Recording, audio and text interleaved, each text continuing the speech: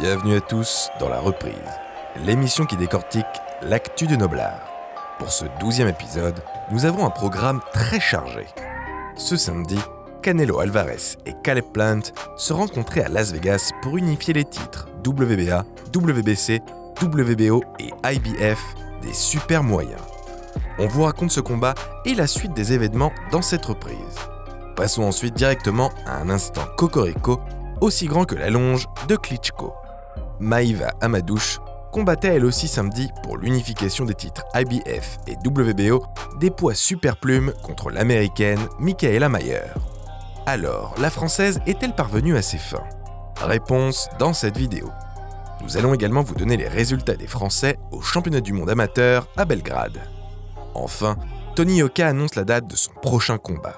Si une incertitude demeure concernant le nom de son adversaire, nous connaissons désormais la date et le lieu où le combattant français va enfiler de nouveau ses gants.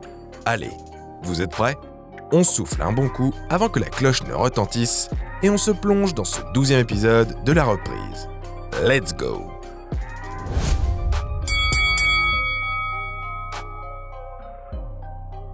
On aime ces samedis où ça sent la poudre au MGM Grand de Las Vegas. Le genre de samedi où deux champions du monde mettent leur ceinture en jeu pour les unifier. Un événement tellement important que même Dana White, le président de l'UFC, est obligé du bord de l'octogone alors qu'un championnat de sa propre fédération a lieu au même moment. En ce 6 novembre, Saul Canelo Alvarez et Caleb Sweet Hands Plant s'affrontent pour un duel au sommet. À la clé, un gros enjeu. Devenir le 6e champion unifié de l'histoire, toutes catégories confondues, depuis qu'il existe 4 fédérations majeures. L'occasion de rejoindre des noms prestigieux. Alexander Usyk, Jermaine Taylor, Bernard Hopkins, Terence Crawford et Josh Taylor. Canelo part largement favori contre un adversaire moins expérimenté que lui. Bien que l'Américain Caleb Plant boxe chez lui, le Mexicain est très largement acclamé par le public de Las Vegas. Sin City n'est pas très loin du Mexique, et les supporters de Canelo sont venus en nombre. Au total, 16 586 spectateurs sont présents dans la salle. L'Américain entre en premier sur le ring, suivi du favori de la foule. Après la présentation des deux protagonistes par Jimmy Lennon Jr., le combat peut commencer. Avec Canelo, le terme « round d'observation » est souvent utilisé. Comme à son habitude, le Mexicain défend et jauge l'Américain. Le natif de Guadalajara ne lance d'ailleurs aucun coup pendant 1 minute 12. Caleb Plant tente d'utiliser son jab, car il le sait, c'est la clé pour lui. Il parvient à toucher 1 ou 2 fois son adversaire notamment, avec une droite à la tête.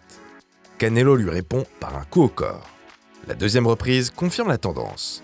Plant utilise son jab tandis que le Mexicain rentre doucement dans son combat. Si le natif du Tennessee touche sur un uppercut, son adversaire ne bronche pas et commence à balancer de puissants crochets. Comme dit le proverbe, petit à petit, Canelo fait son nid. Le 3e round voit le Mexicain être un peu plus offensif. Mais Caleb Plant est intéressant dans sa manière de bouger, notamment son intelligence défensive. Il parvient même à contrer Alvarez par moments. Canelo est intelligent pour le moment et ne cherche pas à constamment viser la tête de son adversaire. Il accumule les coups au corps pour affaiblir et gêner l'Américain. Les 4e et 5e reprises suivent la même logique. Canelo se montre plus pressant, mais la manière de défendre de Plant est la bonne. Son Philly Shell, très efficace, rappelle par moments celui de Floyd Mayweather, seul boxeur à avoir vaincu Canelo. Plant arrive à feinter à plusieurs reprises le champion mexicain. Mais à quel prix ? Il produit beaucoup d'efforts et risque de le payer physiquement. La pression de Canelo s'accentue, et bien que Plant réussisse encore à placer son jab, il gêne de moins en moins le champion qui n'a pas encore accéléré. 6e reprise, et Canelo passe enfin la 2e. Il touche et imprime sa tactique. Il bloque le bras de son adversaire pour pouvoir ensuite placer ses crochets surpuissants. Même si Plant touche sur un gros jab, il semble de plus en plus dominé. En plus du travail au corps qui épuise son adversaire, Canelo commence également à toucher en haut. La star mexicaine se permet de terminer la reprise les mains baissées. Trop facile. Dans les 7e et 8e rounds, Plant résiste bien malgré une fatigue évidente. Il se montre toujours aussi impeccable défensivement, mais beaucoup moins actif au niveau des attaques. Le Mexicain le touche de plus en plus, et son entreprise méthodique de démolition se met en place au fur et à mesure. Le 9e round est plus compliqué pour Canelo. Sur la feuille des juges, le round est attribué à Plant. Bien qu'assez offensif, Alvarez touche moins, et le champion IBF continue à bien défendre. Le 10e round confirme un peu la baisse de régime du Mexicain qui est moins actif.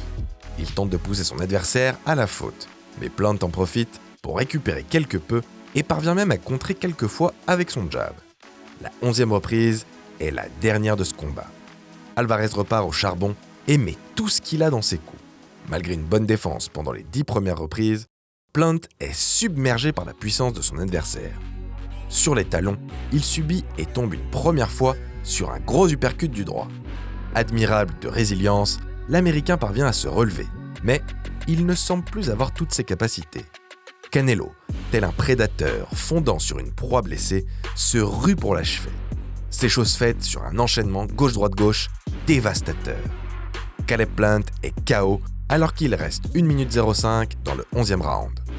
Canelo entre un peu plus dans l'histoire en unifiant les ceintures WBA, WBC, WBO et IBF des super moyens. L'étreinte entre les deux est belle à voir à la fin du combat. Caleb Plant a fait preuve d'une superbe technique défensive.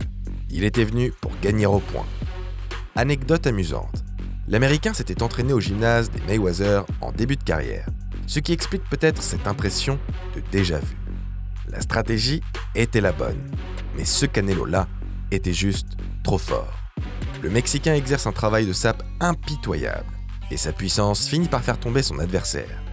Il a mis du temps, car Caleb Plant est un bon défenseur, mais finalement, il est parvenu à ses fins. On notera que Canelo semblait réellement au-dessus physiquement, se permettant même de ne pas s'asseoir entre certaines reprises. Après le combat, les interviews des deux laissent transparaître beaucoup de respect entre ces deux grands champions. Le champion incontesté déclare à propos de son adversaire du soir: Caleb redeviendra champion du monde, parce qu'il est intelligent et il est même meilleur que moi sur certains aspects. Caleb Plant est bien d'accord avec ça, disant évidemment vouloir obtenir de nouveau un titre de champion du monde. Pour Canelo, les possibilités sont nombreuses. Certains parlent de David Benavidez, dont Canelo a récupéré la ceinture vacante WBC et que beaucoup voient comme un réel danger pour le Mexicain.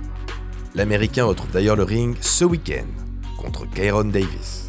Ou pourquoi pas changer encore une fois de catégorie pour aller chercher des champions invaincus chez les lourds légers comme Dimitri Bivol ou Arthur Beterbiev. Pour l'instant, il est trop tôt pour savoir ce que le Mexicain compte faire. Mais une chose est sûre, en star incontesté de la boxe mondiale, il tient toutes les cartes en main. Comptez sur nous pour vous tenir informés dans les prochaines reprises. Passons maintenant à l'instant Cocorico.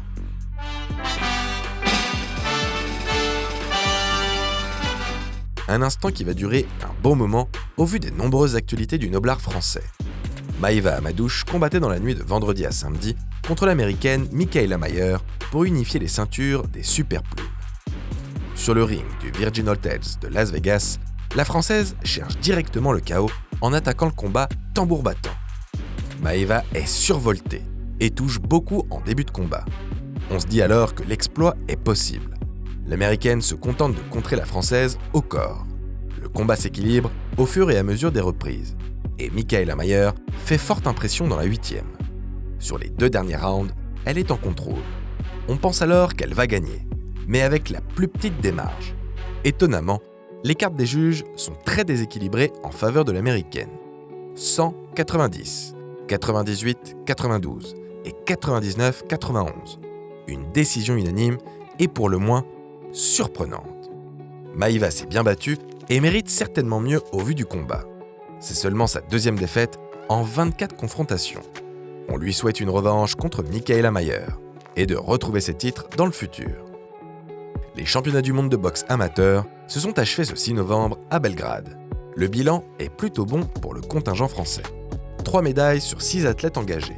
Bilal Benama et Samuel Kisto-Uri ont tous les deux été battus en demi-finale. Ils obtiennent donc la médaille de bronze. Le fer de lance de notre délégation, Sofiane Oumia, n'a pas déçu. Seul tricolore en finale dans la catégorie des moins de 60 kg, il bat l'Ouzbek Abdoumalik Kalokov pour obtenir la médaille d'or.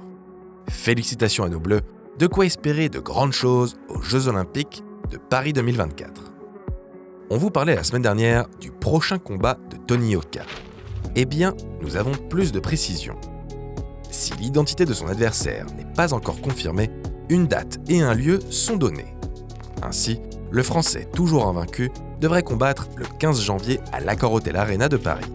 Son adversaire sera annoncé prochainement, bien que le Congolais, Martin Bacolé, semble être le favori pour croiser le fer avec Tony Yoka. Voilà qui conclut ce 12e épisode de La Reprise. Dites-nous ce que vous en avez pensé en commentaire. On se retrouve très bientôt pour faire le tour de l'actualité du Noblard. Quelque chose nous dit que vous pourriez très rapidement avoir un flashback sur un champion de boxe très porté sur la danse. On vous invite à regarder une fois de plus le premier opus de Canelo Alvarez contre Gennady Golovkin. On vous met le lien dans la description. On se retrouve très vite pour une prochaine vidéo et d'ici là, boxez bien.